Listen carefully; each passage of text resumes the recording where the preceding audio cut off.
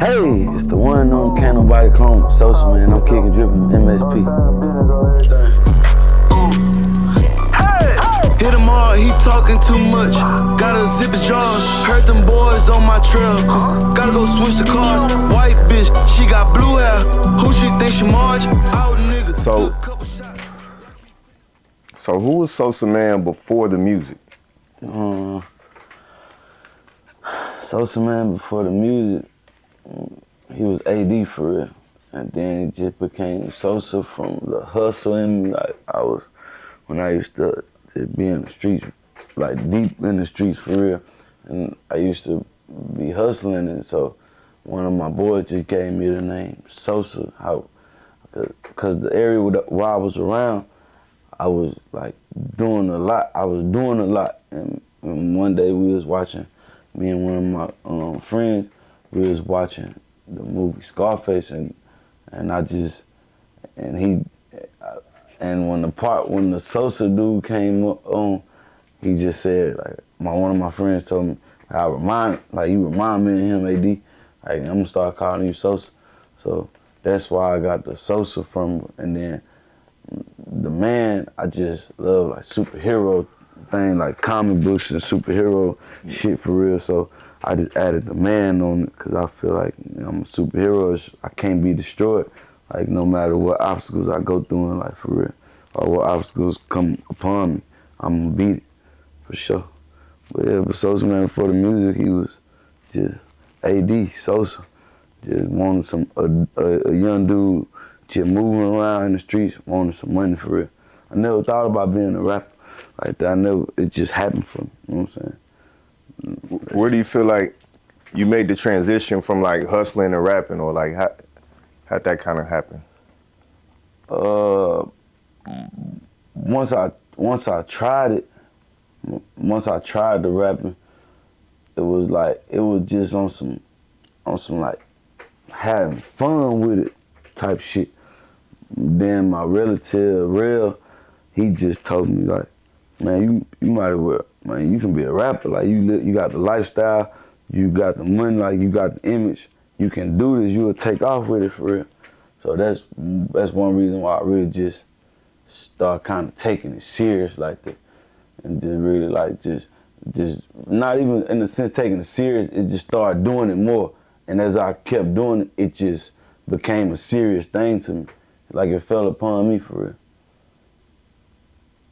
real. Definitely. So, like, you rapping, how did you end up meeting Walk and TSF, or was that before rapping, or was that while you were rapping, or how'd that all built together? Before the rap, like, I always, like, we always knew each other in the streets of Houston, for real.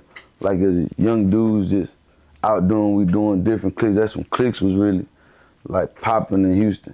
So we was in just different cliques. I was in a clique, well, still them, G-Mob and Walton was in a mash mode. And we been knew each other. So then once the rapping started, they been rapping, for real. Walk been rapping. Once I started rapping, you know what I'm saying, it was me with my team, my DBG, and then Walking them, they was like coming off the ground with the Ciabatta boys. And then we both been on the same type of timing with females, you know what I'm saying? So we having females going to the club, we doing our thing, and one day in the club we just really like linked up because we done got older from the kids that we were when we used to run around doing different shit. So now that we older in the club, we just connected because we in there just dripping sauce. Like at this point in time, we just doing us for real, but we not knowing, like, nigga, we saucing it up in here. So it's Sancho and Walt, really Sancho came up to me for real and just started talking to me in the club, and we just linked, we just clicked, our energies just clicked with each other. And one of my friends, Payday, one of my close friends, Payday, he used to always tell me, like if you and A-Walk, if y'all link, bro, y'all take off in the rap. He was telling me this probably like, I'd say 3 months before we actually connected. But at the same time, I used to always like push it off because of the different cliques that we was in coming up. So I never really wanted to link with them like that until we got in the atmosphere of the club and we just dripping, just moving around in the club, and we just figured out that we on the same type of timing with this sauce shit. You know what I'm saying? And now by this time, now they transitioning into the TSF for real, but it wasn't off the ground yet. One day I went to the RMG studio, and then that's when we made history for real. So paint the full picture, like around what year and what clubs, what side of town was all this kind of happening where y'all was all this was building happening up? on the Southwest. We was in a strip club. I don't know if it was like Platinum City or I think it was Platinum City at the time. We were just in the club just doing our thing for real. And then, you know, they was doing their thing. I'm coming there doing my thing. So it just happened like that for real.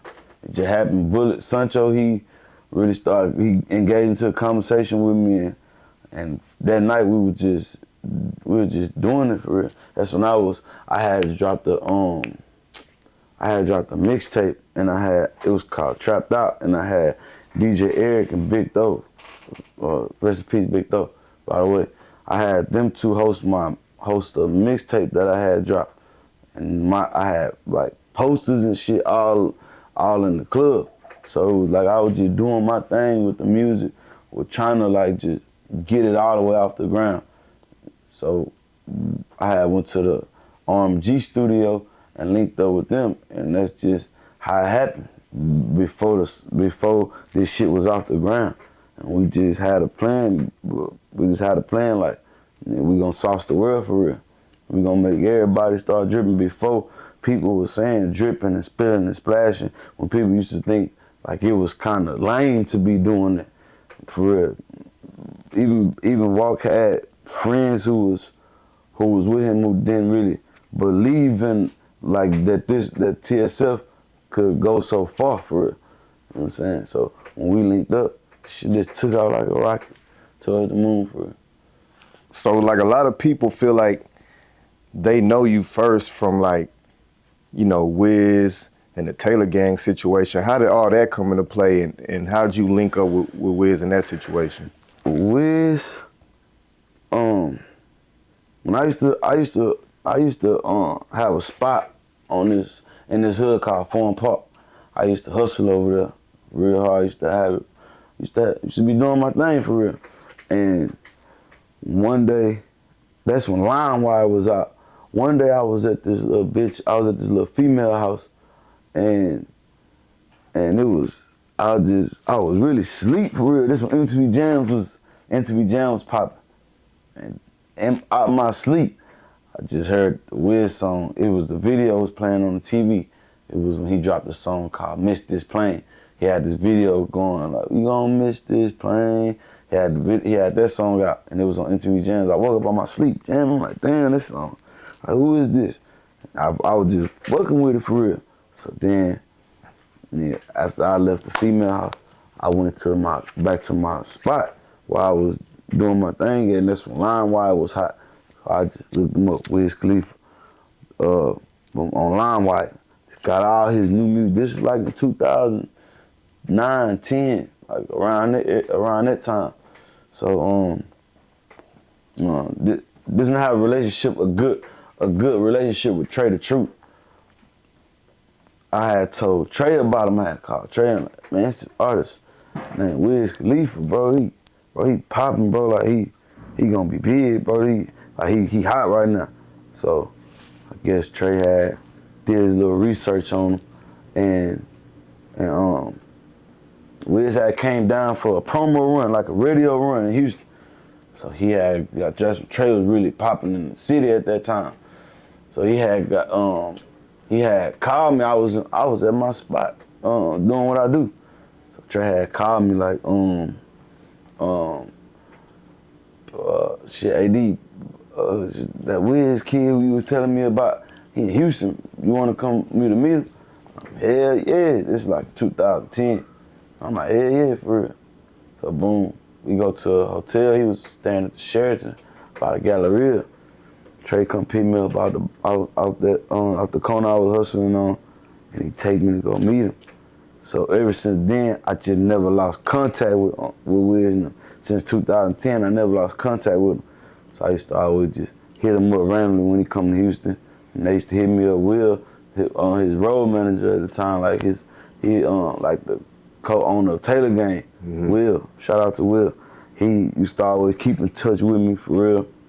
And I just never lost contact. So then, once I started popping with the music, I had dropped a song called "Did a Lot of Shit." So once that song really started catching fire in the city, they came down again. Now at this time, this is like a couple years. Now this is like 2012, 13. Once they came to the club, I had did a lot of shit popping. So now it's like TSF, DBG, like is we with each other now for real. So the song came on the club, and I'm just showing out, just having ones just making it rain for real. And Wisdom was in the section. He was in his section. So like I told you, I've been knowing him. So when like after the song went off, after they stopped playing the song, I went to the section to fuck with him, just kick it with him in the section and shit. And he started talking to me about the song. Like, man, it's a hot song, bro, for real. And Will started talking to me about it, like asking me about the music, like what I'm doing with the music. And I'm like, shit, I'm just kicking it, like I'm just doing what I'm doing for real. Ain't really I ain't signed to nobody, nothing like that. But I guess they seen it in me. And like this, like 2013, around that time, 2013. So when I left the club, boom, the next morning when I got up, Wiz had posted something in the grocery store. He was like standing on a basket inside the grocery store, pushing the basket, and his caption on Instagram was, "Did a lot of shit." So everybody just started sending it to me like, "Damn, he fucking with you for real." So then I hit him up and I'm like, "Bro, y'all fucking with that shit?" So basically they was fucking with it. And Will started asking me about like, what would I think about signing to them. At this time, I'm already like having money. I'm already having my own movement. And then we got sauce. We got the sauce coming off the ground. So we already doing what we doing. So I ain't want to be nobody artist. I never wanted to be an artist on the Taylor Gang, but we had talked about management. So we had talked about it like for like 2 years before I really just went ahead with it. So this is like around like 2015, 16, I had signed a management deal with Taylor Gang. So it was a 3-year deal. It was a 3-year management deal with them. And it ended in 2019. So I was never signed as an artist to Taylor Gang, even though they're my brothers. That's gonna be my brothers forever. I'm Taylor Gang for life, because I was with them, kicking it with them, and having a brotherly relationship with them before the music. When I was just a fan, still is a fan of Wiz Khalifa. He's one of my favorite artists for real. But it was just a management deal, and that ended in 2019. And then we just never really came to agreement on nothing else, because after that, Will wanted to sign me as an artist. Like I said, I'm already having movement, like I'm already doing me, even though I should have like did some type of artist deal with them through a major label. He was trying to sign me through a label, through a deal with Atlantic, but I wasn't thinking at the time like that, because I'm already having a whole bunch of paper and already just doing my own thing, and so worried about staying independent.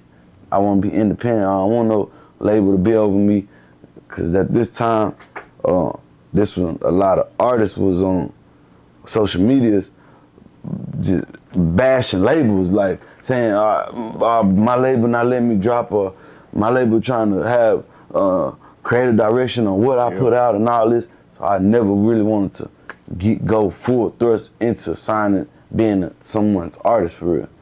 And then with another artist, that never really crossed my mind to be signed to another artist, because no disrespect to anybody who signed to artists, I always feel like if you sign to artists, it put a ceiling over how far you can really go into the game, because wouldn't no other artists want you to surpass what they doing. So they want you to do, like anybody wants you to do good, but it comes a problem when you start doing better than them. You know what I'm saying? Yes, so I never just really wanted to be signed to another artist. But as far as Taylor Gang, I'm Taylor Gang for life. That's my brothers. I love them to death for sure. Shout out to Wiz. Nah, most definitely. I know you got your own strain. What does Wiz say about your strain? Oh, he love it. I've been having my own strain since 2016 for sure. I got the idea from him. He put me on to that type of movement.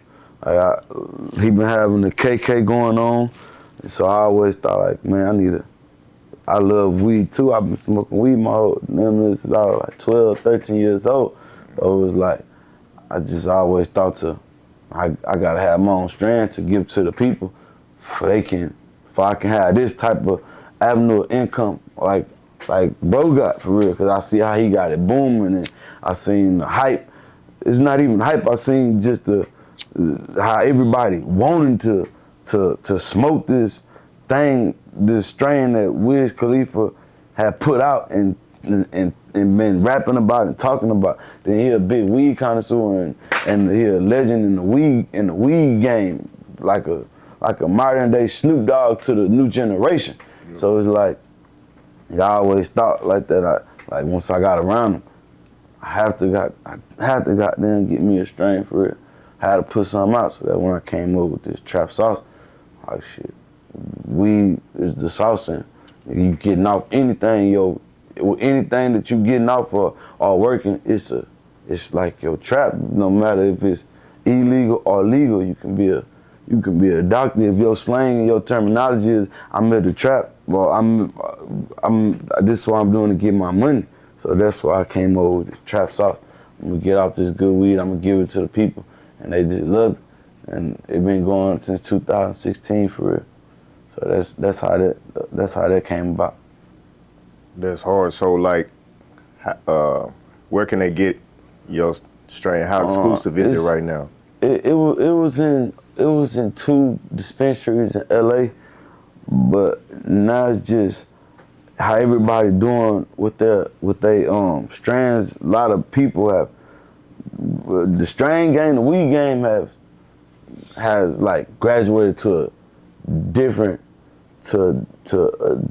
like statue now. It's like everybody can, if you popping and have a name, you can make a strain, and long as it's good and you put it out there and you promote it right and like just give it to the people right, it's gonna take off. So now like you can just find like different people got it, different weed shops got it, and things of that nature. That's pretty good. Congratulations on that. Appreciate it. So they also say that you have some unreleased music with Young Thug, and you haven't released it. Why is that, or is that true, or where's that? Yeah, man, Thug, we got 2 songs. We had did 2 songs. One, I had kicked it with Thug in the studio for probably 2 weeks straight. Man, my bro Maserati, Jay Smooth, he was with me. We was just in LA.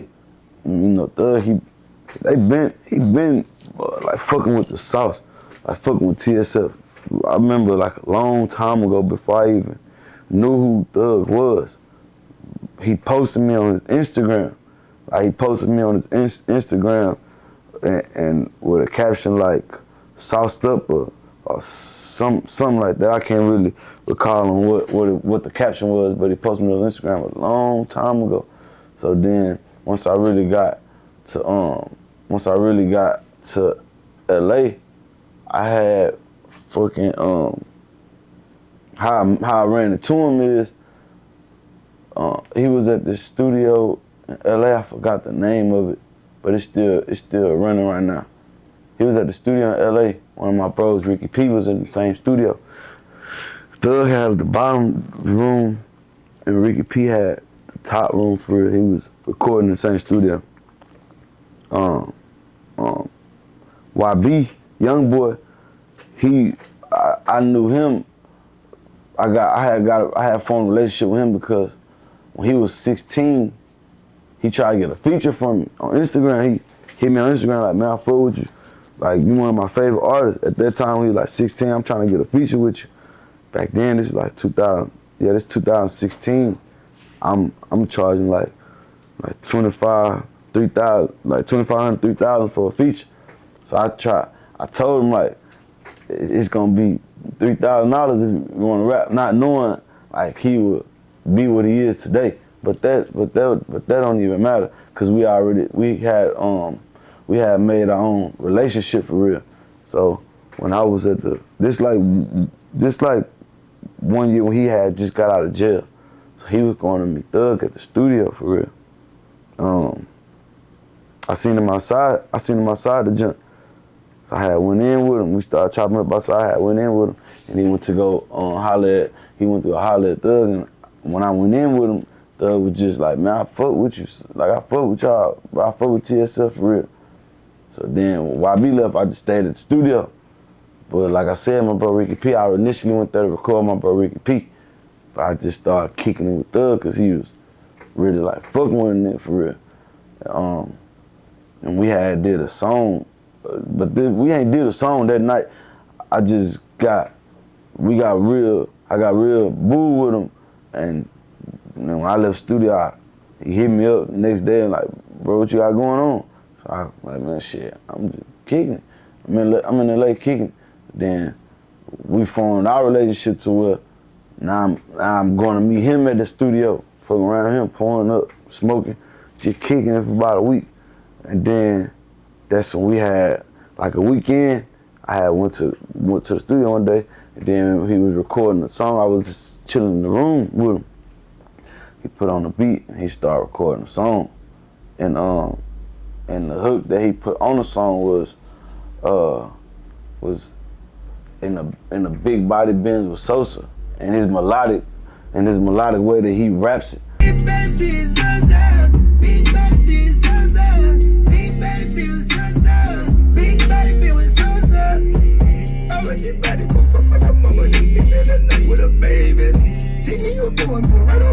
So I'm like, damn, that's live. My bro Smooth was with me the whole time. Smooth, like, man, he might doing this for you. Like, y'all, you gonna get on the jump. So we had did that song for real. And then at this time, Gunna was around too. Gunna was fucking with me too for real. We was all fucking around with each other. So in LA. Yeah, in LA. Yeah. We was all fucking around with each other. So me and Gunna had shot a video. We had shot the video to a song that we had off, I think, J-Rag, one of the TSF producers, one of my producers, TSF, he had sung a beat, and I had got Gunna on it, so we had did that song, and we just recorded for real. But the song ain't never come out because, you know, it was just a whole bunch of miscommunication and problems between TSF and the niggas who they fuck around with, you know what I'm saying? Mm-hmm. So it's like, you know what I'm saying, my brother walking, and, you know, him and kind of deeper than rap. Yeah, it's deeper than rap, you know what I'm saying? Yeah. So, you know, I rock with my brother for real. So it's like, you know what I'm saying, it just never came out because a whole bunch of other shit just took place to where, you know what I'm saying, you kind of have like kind of split ways and parted ways for real. So it's just shit. And then he went to jail and shit like this. So we never just had communication with each other to even drop the song. But I got the song though for sure. You know what I'm saying? What do you kind of like plan on doing with it, or waiting for a moment, or what? Yeah, just really waiting for real. Might drop it one day. Just give it to the people. Feel like it It's an old song. It's been years we done been recorded. Music just sitting down. It just music just put up. So shit, might well goddamn just put that joint out there for real. What about with Youngboy? You got a feature with Youngboy? Yeah, me and Youngboy, we got a video, and I got 2 songs with Youngboy that's out, and I got a song with him that's unreleased. That I just got in my archives for real. Yeah, Youngboy, he boo. That's my little bro. I fuck with him. I fuck with him a lot for real. Now, He going through what he going through, but you know we all go through things. True that. Now you know the main feature everybody want to know about is how did the Lil Wayne feature come up to end up on the Carter 5, just the ultimate, stage for where every crazy. rapper want to be, and for you to implement Sauce on that album like that, like how'd that come apart? That came apart with my one of my boys, Hoodie baby. He real cool with Lil Wayne. I met him in Miami through my brother that's in jail right now, Cuban Harry. Free my bro. He had introduced me to Hoodie, and then Hoodie, we Hoodie from Texas too. He from Dallas, so and we just big on the drink, like we sipping this shit. So Wayne big sipper for real. So I just got there and just go to the studio I went to the studio with Hoodie before, one night we were just kicking it for real, but I went numerous of nights before we had did the song.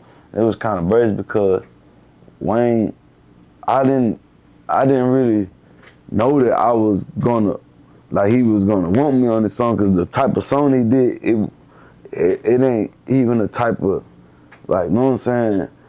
Even though I'm versatile and can do multiple styles of music, I didn't think that he was gonna just want me on that jump. And so he had did the verse.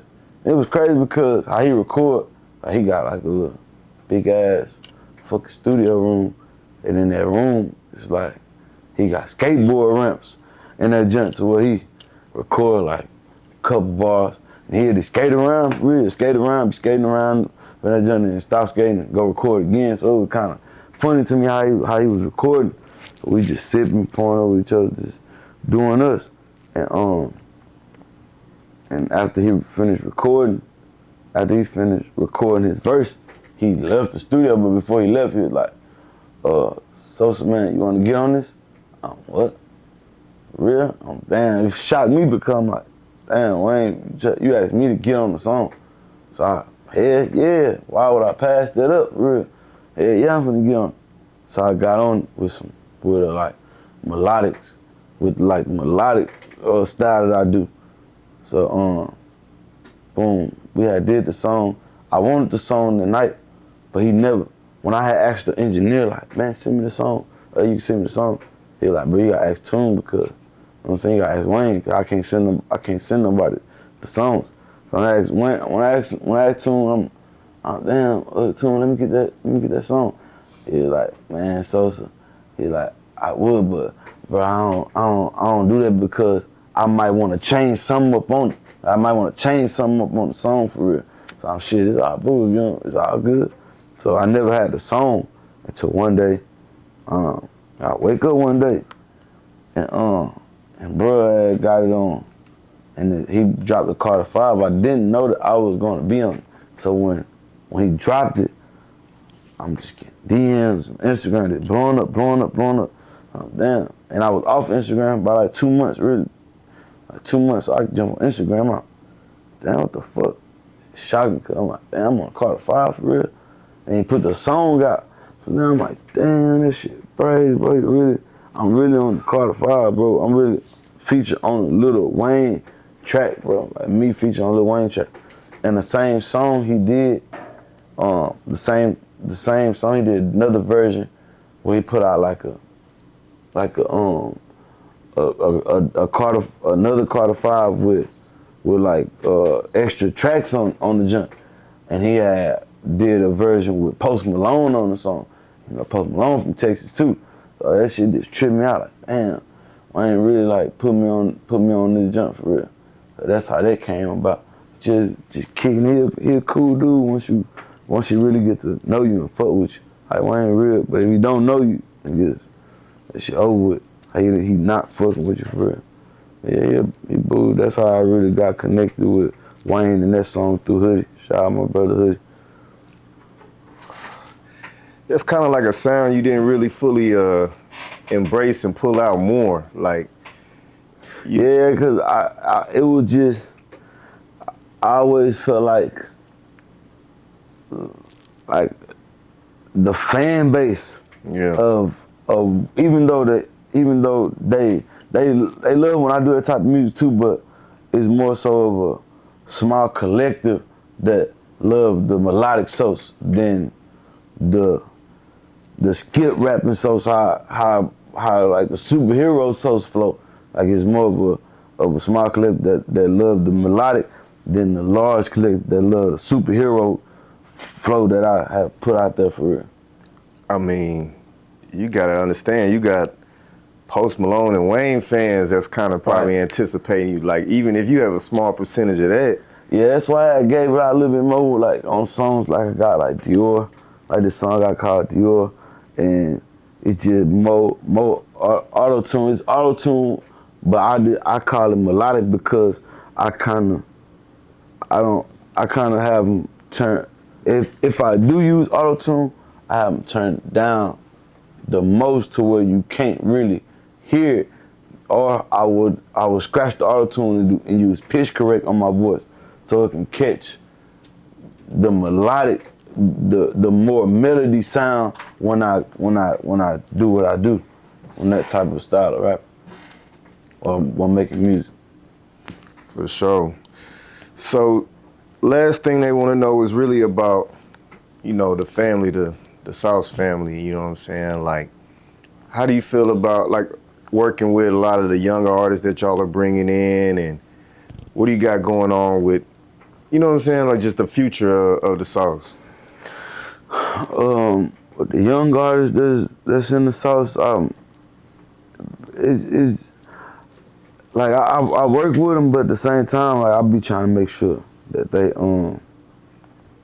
really like in this family to really keep this going for real. For the simple fact, like we already then made this path that we got. We already done paved the way. So don't feel like you just gonna get into yourself to use it or just to say, oh, I'm dripping sauce, or I am TSF for real, because that don't really mean nothing if you're not putting forth the effort to keep it going how we wanted to keep it going for real. But TSL, we did a lot for Texas. We put on big time for Texas, and especially Walt. And nigga, he smart. He get on my nerves like a motherfucker. But he's smart as hell for real. And that's my right arm for real. For our people out there, right hand man, it's like my right arm for real. So we just be trying to bring in the right people to keep the Sauce going, cause we in our 30s now. So like we be trying to get the right young people up in here to keep the Sauce going for real. Who's one of your favorite new ones then? Who you know what I'm saying? Who you want to warn the streets about right now? Guap, Big Guap. He one of my artists. He hard. He doing his thing for real. You got Gohan, really Gohan, TSL Gohan, Baby Goat. He amazing. He from Chicago. His walk with relative. He's super hard. Ken is Savage. My other artists, they fire too. They just gotta keep going with the music. We got just a lot of different young cats that's in TSF now that just really like doing what they doing. It's all of them really hard. It's a lot to name. TSF we big. It's like 50 artists in TSF for real. So it's a lot to name. A lot of new young cats that's out there that's coming up in the Sauce, within the Sauce family that's really doing it for real. So they want to know what really happened with the Steve Francis altercation and a chain and. Man, that was, we had threw a show in the city. TSL, we had threw a show in the city. It sold out. It was a big ass show. Everybody was at the gym. We was really trying to clear the stage for real. We was trying to clear the stage, and I guess Steve Francis was drunk on the stage trying to move people, and he touched the wrong little young nigga. My young nigga Scrap. He had tried to push him like off the stage. If I'm really like knowing, if I can recall, he trying to push him off the stage or push him back or something to make him get off the stage. And I didn't really see what was going on for real, but all I seen was like commotion happening, and I guess they motherfucker grabbed his chain, got into a tussle with him to where the chain came off and it got into the hands of my little niggas. So I had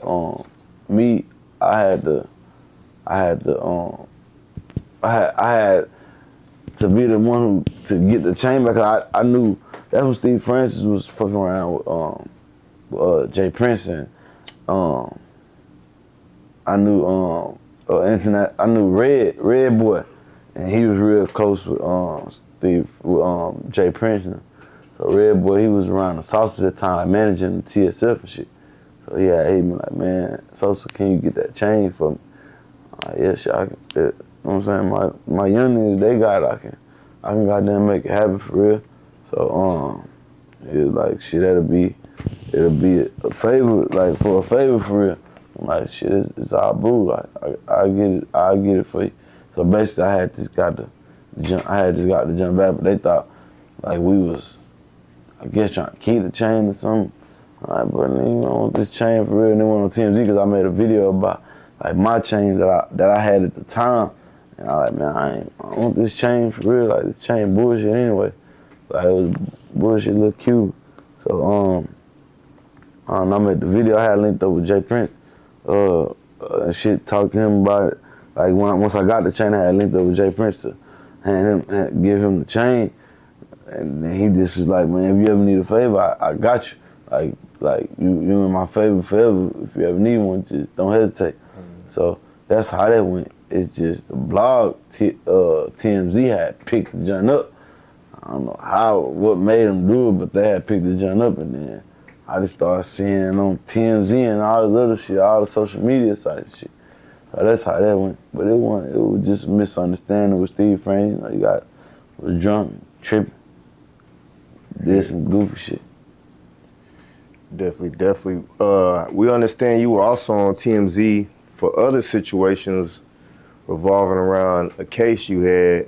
Yeah, I had caught a case in LA. It was some bogus shit that happened. Like, I don't know how that even came about. I guess I was dealing with a female who be doing what she doing. I guess she got in trouble and tried to put the police on me.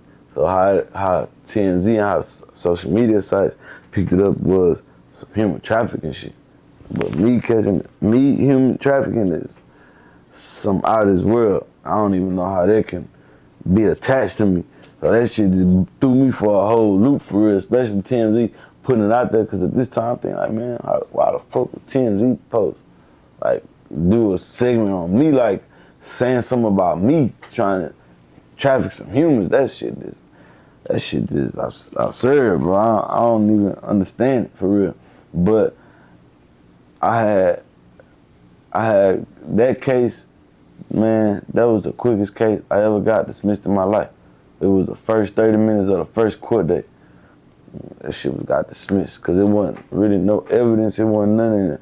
And everybody was telling me human trafficking is a hard case to beat.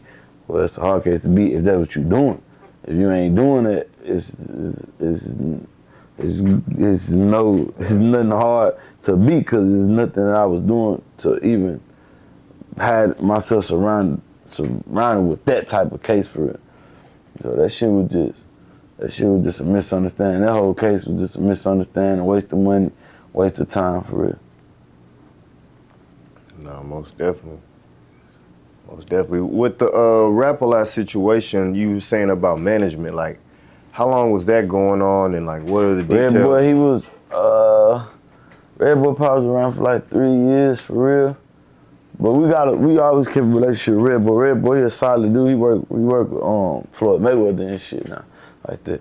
He really connected in the industry, like rap world, entertainment world, all that. He really connected. So that's how that came about. He put us around a lot of shit for real. Like Red Boy, the reason why back in Walk was finna have a feature with Drake and stuff. He like introduced them to him and shit. So that was a good. It wasn't never no management situation with Rap-A-Lot. It was just Red Boy for real. We never had nothing to do with no Rap-A-Lot. We splash a lot. Most definitely. And I mean, so the song with Drake, was it multiple songs or was it just one? What type of situations happened with that? Walk supposed to do a feature with bruh, but you know, as the people know, it never really came about. So my twin, he took it upon himself to, you know what I'm saying, do what he did. Crazy man, did what he did, and you know, I don't know. It just happened like that. The feature never really came about, but Drake did tell him he was gonna do the feature for him, but it never really happened. But you know, that's old news. That's all the way in the past. You know what I'm saying? Him and Drake have talked and have kicked it since then for real about other shit, about getting a song done in the near future. Like y'all being independent artists and then a lot of these other signed artists, does it create like a big rift in how y'all do business or work with other artists? Or? Nah, not really, because not really, because it's something like artist agreements. If I never did a song. Only song I did with an artist that really got flagged or took it down is a song I had did with Playboy Cardi. I don't know who flagged it or what happened to it, but I guess the label who he signed to or something, they had flagged it, so I don't really know. But I learned from that to I don't really record music with artists that signed to super major labels, because it don't make no sense to me unless I have a artist agreement with this artist saying like, I want him to put this up. Therefore, if the label do try to take it down, I can prove with the artist agreement that I will have that, man, we did this, we got an agreement to put this out, that I can use y'all artists, I can put this shit out. You know what I'm saying? So, but that's the only thing, that's the only time that made me feel like I never record with another artist that's signed to a major label. Because it ain't in the artist's hands no more. The label want to take it down, it can. So, Hell yeah. So I feel like that's pretty much all the questions we have here at MSP, you know what I'm saying? Music, sports, and politics. You know what I'm saying? We appreciate you coming through, rocking with us, you know what I'm saying? Putting us on sauce on what's going on, you know what I'm saying? Stuff like that. You know, any last words you want to say? Put that in the reel real quick. Man, just keep dripping. Everybody keep dripping. We done sauced the world already. We done gave y'all, we done killed swag, put it in the trash bag, and threw it away. So keep dripping sauce at all costs, man, because that's the best thing you can do in life. I'm telling you. Ooh.